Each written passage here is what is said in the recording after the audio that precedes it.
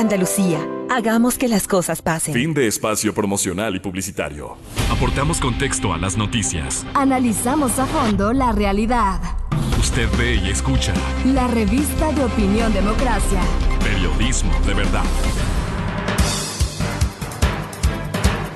Estamos de regreso ya y queremos saludar al señor economista Francisco Sued, exministro de Economía, y al licenciado Carlos David Calero, experto tributario.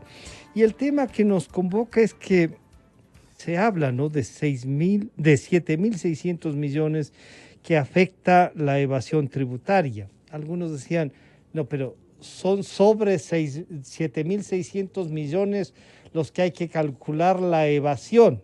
Otros dicen, no, son 7.600 los que se evaden. E incluso algunos nos llegan a plantear de que si cobramos esa evasión ya podemos financiar cosas del presupuesto que nos están faltando. Pero para iniciar, esto dice Rodrigo Espinosa en un diálogo sobre la evasión. Él nos baja de 7.600 a lo que dice lo siguiente Rodrigo Espinosa. Yo creo que hay muchas posibilidades para llegar a tener un superávit fiscal sin incrementar impuestos. Mire, por ejemplo, doy una cifra. Si en el Ecuador se decidiera hacer un análisis de lo que pagan las 100 empresas más grandes de impuestos, tenga plena seguridad, Panchito, que hay una evasión que debe superar los 2.000 millones de dólares. Eso es lo que hay que hacer. Señor economista Sued, bienvenido, buenos días. Bueno, planteado así el tema, entonces algunos dirían, lo que está es de ir a recoger. Bienvenido, economista Sued, buenos días. Buenos días, Francisco. Carlos, buenos días, gusto conocerlo.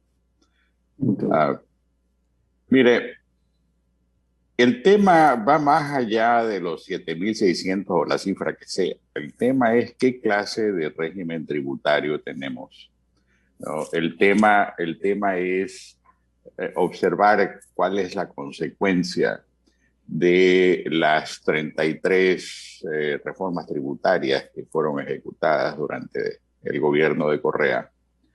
El tema es quiénes pagan impuestos, cuánto pagan de impuestos y cuál es la situación del fisco en definitiva en circunstancias en que la economía no crece.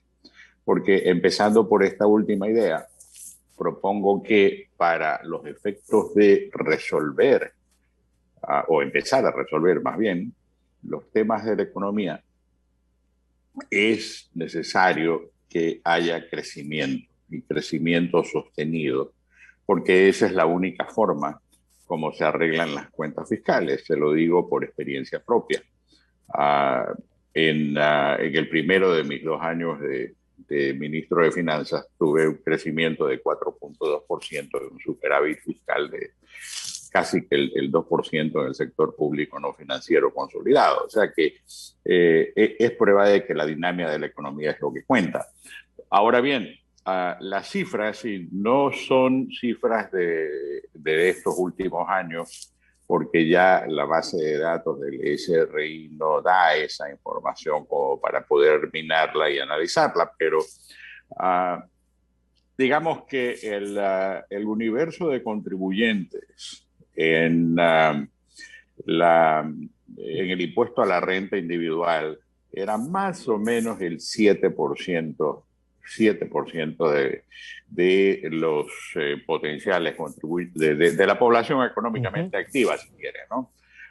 Y estaba concentrado fundamentalmente pues, en las provincias de Guayas y Pichincha, como también es de esperar. Pero el punto es que cuando se tiene una representación tan baja en el mundo de contribuyentes, todo de alguna manera, todas las soluciones que observamos a lo largo del tiempo van a extraer más. ¿De quiénes? De esos mismos 7 o 10% ahora supuestamente que están en calidad de contribuyentes. Otro tipo de concentración que hay más fuerte todavía, es que si usted observa el 100% de las recaudaciones del impuesto a la renta, el 95% corresponden o correspondían en las fechas indicadas en que hice el análisis, correspondían a los impuestos pagados por las empresas.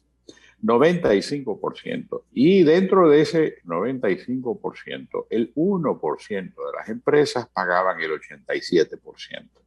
Obviamente que con ese tipo de concentración, las maniobras que tiene que hacer el Estado en momentos como este de aquí, pues son muy, muy limitadas. De ahí que la constelación de impuestos posibles, algunos sectores pues han propuesto el incremento del IVA por la sencilla razón de que desde el punto de vista de la administración y el impacto, la cobertura natural que tiene el IVA, pues obviamente es más amplio que en el caso del impuesto a la renta cuando se tiene circunstancias como las actuales. En otros países, ciertamente en los países adelantados, los países económicamente avanzados, prefiero decir, la contribución individual, el impuesto a la renta individual, es el puntal de las estructuras tributarias en esos países. Acá no tenemos esa flexibilidad y no la tendremos en la medida en que los esfuerzos de cobertura queden permanentemente cortos y todos los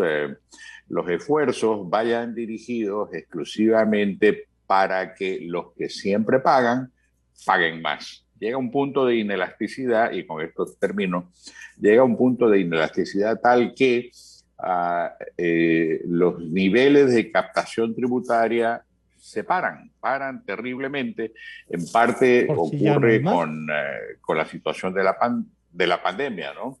Y en parte sucede por el hecho de que los dos sectores que más contribuyen a la renta, tanto el sector comercio como el sector de la industria manufacturera, han sido dos de los sectores más afectados por la pandemia durante este periodo. Claro, y ahí quiero saludar nuevamente al licenciado Carlos Calero. Carlos, bienvenido, buenos días. Bueno, la discusión, pero claro, al ubicarnos como nos ubica el economista Suet, el 7% de contribuyentes, ahora podría ser el 10%, está basado seguramente en ese 30% que tienen trabajo y no en ese 68 o 70% que no tiene trabajo pleno.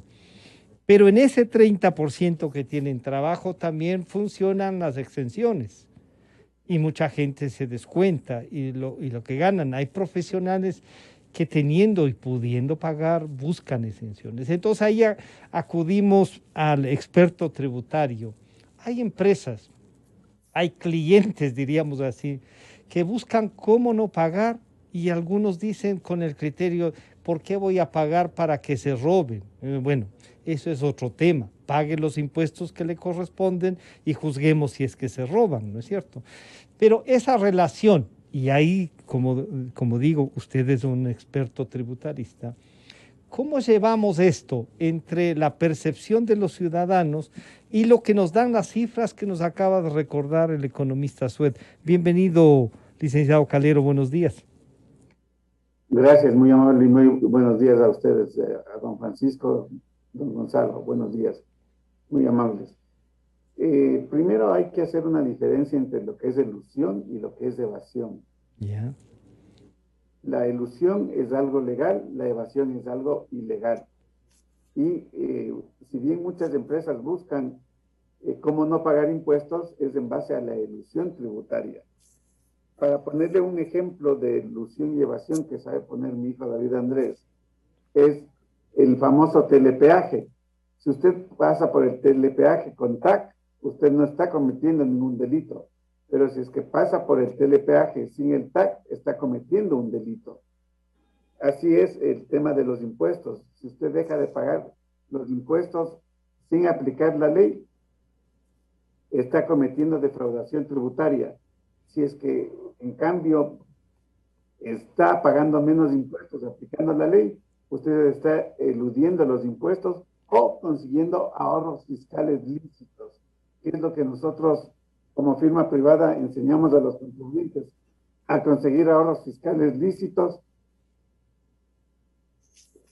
con la finalidad de que la gente pague lo menos de impuestos posibles basados en la ley.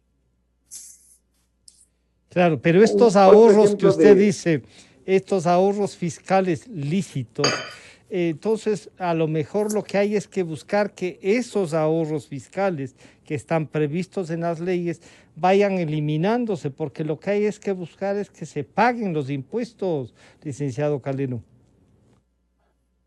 Así es, en el Ecuador existen muchas exoneraciones, deducciones, usos de créditos tributarios que permite al contribuyente optimizar el pago de los impuestos con la ley en la mano. En exoneraciones tenemos del artículo 9 al 9.7 de exoneraciones. En el 9 hay 26 tipos de exoneraciones. Y llegando al artículo 9.7 de exoneraciones para el pago del impuesto a la renta. Entonces hay muchas exoneraciones que se crearon y unas son justificables y otras podrían ser eliminadas. El 13º y el 14º es un ejemplo de una exoneración que está en el artículo 9 de la Ley de Régimen Tributario Interno y que por eso nunca se ha pagado impuesto a la renta del 13º y del 14º. Pero cuando usted pregunta al trabajador, el trabajador muchas veces no sabe que de eso no está pagando impuesto a la renta. Hay mucho desconocimiento de la ley. Hay mucha gente que, habiendo tantas exoneraciones, deducciones y usos de créditos tributarios, evade los impuestos dejando de facturar. Y el dejar de facturar se ve mucho en el país. Sí. Usted entra a un local pequeño y cuando pide la factura, porque no le dan la factura, le dicen, si es que quiere factura, más del 12% del IVA. Eso es evasión tributaria. Y claro, pero entonces ahí también, economista Sued, esta que es una realidad del ejercicio profesional de Carlos Calero, vendría un poco a plantearnos si, por ejemplo, el ejemplo que nos da, valga la redundancia, es si sobre el 13º y el 14º no se paga impuestos, tampoco se paga la seguridad social, y la seguridad social sí tiene que pagar 13º y 14º a los jubilados. Y claro, las exenciones, fíjese el número de exenciones que hay. ¿Cómo racionalizar esto para no decir que se pague impuestos y al mismo tiempo generar instrumentos para no pagarlos, o como dice Carlos, para que con la ley en la mano hacer ahorros tributarios para los contribuyentes? Sería economista Sued. Sí, Francisco, toda la literatura sobre manejo fiscal e impuestos demuestra claramente que hay una, llamemos así, una curva de resistencia que se va empinando y va subiendo en la medida en que hay mayores distorsiones al régimen tributario. Si tiene usted un régimen tributario complejo como es el ecuatoriano, por una parte tiene altas tasas de captación, por otra parte tiene un rosario completo de deducciones, más sencillo, y esto es lo que aconseja la buena práctica de manejo fiscal, la buena práctica tributaria, un régimen tributario, es simplificar el régimen tributario. Hay opiniones, digamos, más agresivas que le dirían, ¿sabe qué? Ponga una tasa flat, ¿no? Una tasa plana, una sola tasa X, 15, 18, lo que sea por ciento, porque en el fondo eso es lo que están pagando los contribuyentes, y no se haga tanto lío con tasas que entre las unas, las otras y las demás superan el 40% para las empresas cuando se incluye lo que es un impuesto, que es el famoso 15%, y lo que se hace para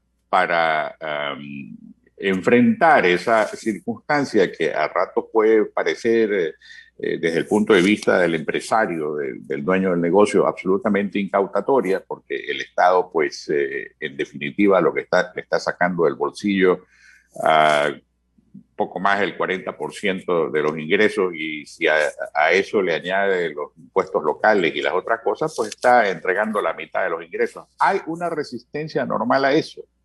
Entonces, la alternativa siempre va a ser, bueno, simplifiquemos la estructura, basémonos en pocas pero potentes fuentes de ingreso que tienen que ver con la renta, con el consumo, con lo que se decida, ¿no? Pero nunca van a ser más de 3 o 4, y cultivemos eso y hagamos los análisis. Y ahora felizmente tenemos un ministro de Finanzas que es un matemático, que se ponga a hacer los análisis y las simulaciones de las diferentes especulación. Yo no sé de dónde sacan los 7.000 millones, honestamente. No lo sé. Podrían ser 8.000 o 9.000 o podrían ser 2.000, como dice Rodrigo, ¿no? O sea, en realidad, el hecho cierto es que muchas veces gastamos pólvora en discusiones donde simplemente no llegamos a ninguna opción. ¿Por qué? Porque no tenemos la fuerza de los argumentos cuantitativos y de los análisis rigurosos que sí estamos en capacidad de hacer. Sí tenemos la tecnología y sí tenemos la gente, como el propio ministro Cueva, a quien yo conozco como una persona que entiende de números, que le gusta la modelación matemática y que puede inclusive trabajarlo en unión del Fondo Monetario, del Banco Mundial, etcétera, no por el hecho de abultar con más candados el régimen tributario, sino con la idea de tener un régimen tributario que sea más amigable. Le doy simplemente 2 ejemplos totalmente polarizados de impuestos relativamente, llamemos así, planos. Uno es el caso de Irlanda. Irlanda hoy en día es un país desarrollado con una economía súper pujante, y yo le cuento de años anteriores, ya antiguos a esta fecha, años 60 y 70, cuando el régimen de vida en Irlanda a duras penas era más alto que Ecuador. Otro ejemplo, y con esto termino, Rusia. Rusia tiene una estructura tributaria que es mucho más simple que la ecuatoriana. Es más, no se la pone como paraíso fiscal simplemente por razones de política, pero califica, desde el punto de vista de la legislación ecuatoriana, califica como paraíso fiscal, ¿no?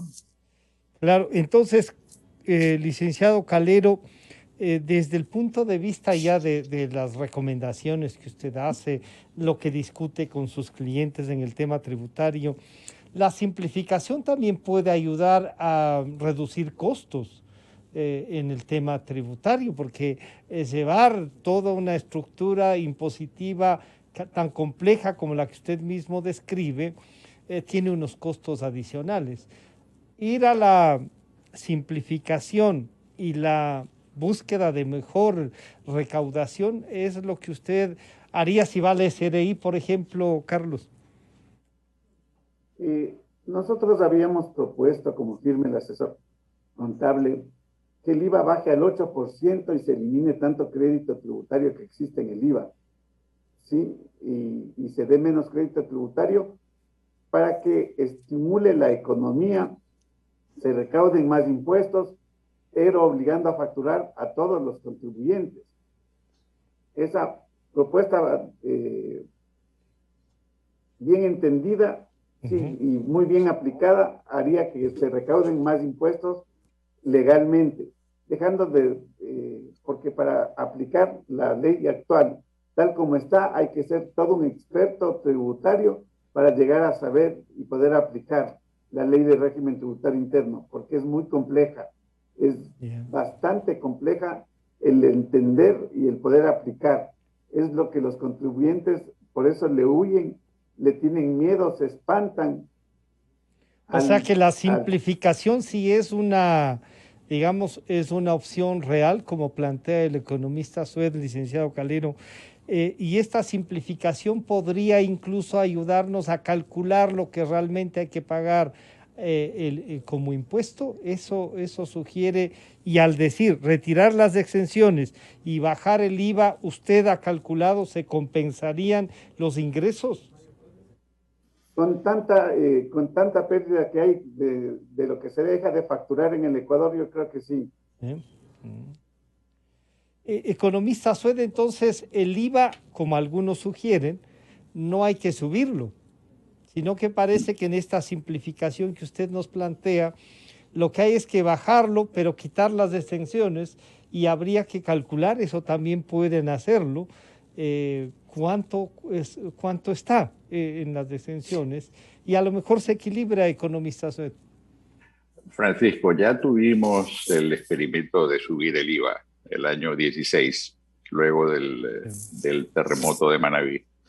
Y lo que sucedió fue que por cada punto porcentual del IVA, que digamos estaba produciendo en el orden poco menos de 600 millones de dólares, bajó a 480, una cosa así. O sea, hubo una baja sustancial por el hecho simple de que hay, repito, esta resistencia. Yo estoy de acuerdo con lo que dice Carlos Calero, con lo que dice Carlos Calero, de que efectivamente hay que hacer ciertamente el esfuerzo, primero el esfuerzo conceptual, y le digo, yo alguna vez lo hice, usando datos de 2010 y poniendo en el análisis que yo hice una tasa de impuesto a la renta del 15% y un IVA del 10%. Y bajo diferentes, llamemos así, metas de cobertura, la recaudación final en uno de los escenarios prácticamente llegaba al doble de lo que se tenía en aquel entonces, ¿no? Y sin embargo, no se siguió por esa vía, sino que se siguió ajustando, como se dice vulgarmente, ajustando los tornillos a quienes pagan, ¿no? Es que ese es otro de los problemas, Francisco. No podemos dejar de lado el hecho de que sí, son el 30% de los formales, pero claro, yo diría que hay mucha gente, muchos comerciantes, muchos profesionales que prefieren trabajar por sí mismos y no ser empleados de nadie, por ejemplo, ¿no? Y en muchos de esos casos esas empresas son inclusive familiares. 4 de cada 5 empresas son familiares, o sea que ni siquiera constan en roles de pago como tal. No quiere decir que la gente esté totalmente desempleada o que esté mal empleada. Lo hacen así también porque eso les conviene, y es tanto en la sierra como en la costa. Sí, sí. No es solamente. Pero además hay empresas familiares, no, Francisco, pero también hay empresas familiares en donde constan casi todos en el rol de pagos, y también es una forma de evadir. Bueno, a ver, yo no sé si sea evadir o elusión simplemente, porque si alguien decide, si alguien decide que la persona, sea mi hijo, sea mi hija, sea mi hermano, qué sé yo, que para mí tiene un valor agregado, pues lo pongo, yo creo un rol de pagos, yo tengo una empresa formal, etcétera, y pago los impuestos que tengo que pagar. Obviamente le cargo a costos los costos laborales, como debo de hacerlo, ¿no? O sea, todo eso es parte de una cultura que, no obstante el paso de los años y la modernización que sí ha tenido en el país, se ha ocurrido en el país. Sí, claro. No obstante eso, todavía seguimos un poco en los tiempos de antaño, ¿no? Y la gente, pues, también naturalmente es reacia. No aquí, en todos lados, ¿no?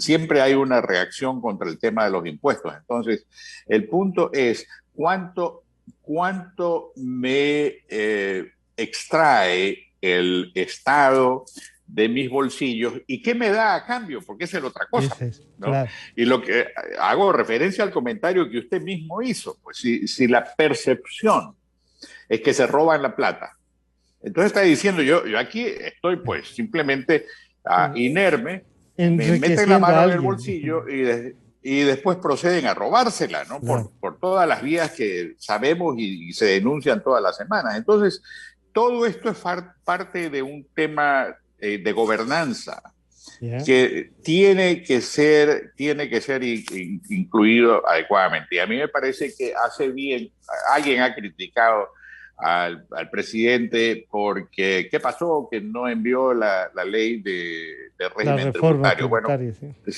La idea es hacer una buena reforma, ¿no? Hacerla en el momento apropiado. Yo tuve que enfrentar esa responsabilidad en tiempos durísimos para la economía.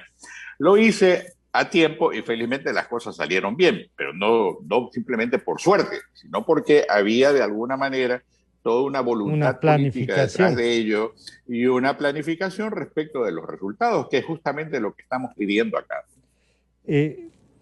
Licenciado Calero, entonces, este razonamiento que además nos trae con ejemplos el economista Sued, desde el punto de vista ya de sus clientes, diríamos así, ¿usted siente que si es que esto se simplifica, se baja, como ha dicho usted, como una propuesta, el IVA, y se pone una tasa plena para pagar una cosa y se eliminan las exenciones, estarán dispuestos a pagar, a no buscar cómo no pagar con esto de que sí, siendo conscientes de que a la gente no le gusta pagar impuestos, tengan un mayor compromiso con el país, Carlos? Gracias, don Francisco. Es increíble, pero la reforma tributaria se ofreció pasar la primera noche, dijo el señor candidato, hoy presidente Guillermo Lasso, pasar la primera noche del gobierno la ley de reforma tributaria, en donde ofreció eliminar el tema de las microempresas, que pagan el 2% del global de las ventas, indistintamente de si tiene utilidad o no. Es de esa una causa también por las cuales los contribuyentes no facturan por el miedo a tener que pagar mucho impuesto, sin deducción alguna. Entonces, esa no es una alternativa buena. Por eso también se debería eliminar el tema de las microempresas, para dar fluidez a la economía y que el contribuyente pague los impuestos que deba pagar. Entonces, pero el economista Sued dice, es mejor que no lo haya hecho, en definitiva, que no haya cumplido la palabra de que esa noche envíe la reforma, porque vale la pena hacer todos estos cálculos que seguramente, Carlos, el presidente tiene mejores datos ya estando en la presidencia y puede hacer un planteamiento políticamente más viable, o siente usted que no, Carlos? Bueno, para toda reforma tributaria en donde se vayan a elevar los impuestos, siempre se necesita tener apoyo en el Congreso, tener la mayoría suficiente para poder ser aprobada en la Asamblea. Y eso es lo que seguramente también tratan de conseguir en la Asamblea. Haya dificultad en el número de votos que deben conseguir para aprobar un proyecto de reforma tributaria. Pero hay que obligar a los contribuyentes, hay que hacerlo, sí, hay que hacerlo lo más pronto posible. Tienen que eliminar el tema de las microempresas, que afecta mucho a los clientes medianos, a los que facturan hasta $300,000. Y claro, el tema de las... Sí, perdón. El tema también funcionó muy bien para que la gente facture, es el tema que había de las clausuras, que sigue habiendo en la ley, pero no se lo aplica. Claro, entonces, economista Sued, un poco para, usted decía, no es bueno que, o digamos, está bien que no lo haya enviado esa noche, pero que hay que trabajarla y hay que hacer un planteamiento, hay que tomar en cuenta el tema político, no vaya a pasarnos lo que pasa en Colombia. Hay sectores políticos, y usted sabe, usted ha tenido, que están dispuestos a cualquier planteamiento que sea una chispa para encender una bomba, con su experiencia entonces, esta reforma tributaria, contemplando las reflexiones que hace Carlos Calero desde el punto de vista de sus clientes también y del ejercicio profesional, ¿cuándo debería estar esta reforma y a qué se debería dirigir, Francisco? Bueno, si yo le dijera cuándo, ya estaría en calidad de Nostradamus, tocayo. Entonces, sí, pero un criterio un criterio suyo sí, puede ayudar. La opinión de ustedes pesa. Le cuento hay una de las variables importantes de una buena política económica es la oportunidad. Uh-huh. No, la oportunidad la pintan calva. ¿En qué momento y de qué manera se propone un cambio en la política económica? ¿Y para qué se va a usar? ¿No? Porque esa es la otra cosa. Mire, si me da medio minuto, le digo que en mi experiencia, yo le sugerí al presidente Febres Cordero para que estas acciones se tomen lo más rápido posible, de suerte tal que podamos equilibrar una situación que estaba pero totalmente desequilibrada y distorsionada en la economía en ese momento. Bueno, el punto es que en lo básico, en ese momento, yo propuse que el ITM, impuesto a las transacciones mercantiles, que estaba en el 6%, lo suba al 10% y que se haga la subida del precio de los combustibles. Al mismo tiempo hubo una subida importante del sueldo mínimo vital, pero lo que más importa de todo esto es para qué se usó. Era necesario, y usted se acordará, que el año 82-83 había sido absolutamente desastroso. Entonces teníamos que, por ejemplo, restaurar carreteras y puentes. Había como 140 puentes que se cayeron durante ese episodio del Niño, ¿no? Y el hecho era que había habido una pérdida catastrófica en la producción bananera y era literalmente lo único que estábamos exportando en volumen en ese entonces que no fuera petróleo. Teníamos compromisos para dar crédito a la agricultura, para restaurar las escuelas que se habían destruido en la costa, en fin, para darle un soplo de vida, llamemos así, a la economía. Entonces, al tiempo que se hizo esto, ¿no? se dio libertad para que por ejemplo, la unificación del mercado cambiario, de suerte tal que no haya especulaciones con el sucre contra el dólar, etcétera, que era lo que había existido el año anterior, liberar las tasas de interés, de suerte tal que nuevamente la función de intermediación de los bancos vuelva a ser adecuada. En fin, todos estos temas formaron parte de un conjunto. Y yo creo que de la misma manera se requiere un conjunto. ¿Cuánto tiempo tomó? Yo le diría que lo hicimos el primer mes de gestión, cuando también anunciamos que habíamos reestructurado la deuda externa, que era deuda externa en ese momento. La deuda externa era mayor que el tamaño de la economía, era 107%. Si yo como ministro de Finanzas no hubiera hecho nada, hubiera tenido que utilizar alrededor del 60% de los recursos del presupuesto para pagar deudas. Eso era obviamente inviable, no podía ser. Así que con la reestructuración eso se bajó más o menos al 18-17% del presupuesto, cosa que era mucho más manejable, y pusimos las cuentas en orden, y entonces empezamos a tener las conversaciones con los multilaterales para tener créditos de más largo plazo, toda vez que no había pues en los mercados de capital. O sea todo esto, esperamos, repito, es esperamos un poco a tener toda esta estructura, es lo que nos está diciendo usted entonces, sí. Pero la urgencia, y usted lo ha reconocido, en el plazo la más urgencia es... La urgencia, sí, la urgencia.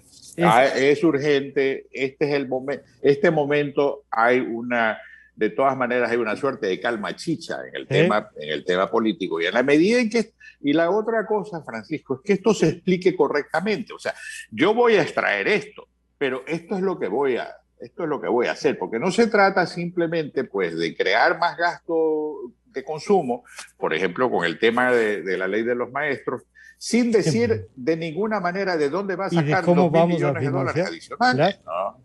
Y ahí está No, el quid de la entonces ese cosa. tipo eso es irresponsabilidad fiscal que lo exhibió tanto el gobierno de Moreno, del cual esperaba yo cualquier cosa, como de la Asamblea que cesó en funciones, de la cual también salía cualquier pato gallareta, como decimos acá. Yo les quiero agradecer muchísimo al economista Francisco Suedi, al licenciado Carlos Calero, experto tributario, y al exministro. Francisco, Carlos, muchas gracias por reflexionar sobre el tema tributario. Ya están con nosotros el ingeniero Edison Llanes y el arquitecto Fernando Carrión. Al economista Suedi y al licenciado Calero, muchas gracias por acompañarnos. Estaremos en contacto. Gracias, muy amable. Gracias. Un buen día. Enseguida volvemos. La revista de Opinión Democracia agradece a las siguientes marcas. Inicio de espacio promocional y publicitario. ¿Tuviste algún imprevisto y necesitas efectivo? Con tu tarjeta de crédito Pacificard, realiza avances de efectivo desde tu cajero automático más cercano o solicítalo vía web desde Banca Virtual Intermático y difiérelo hasta 36 meses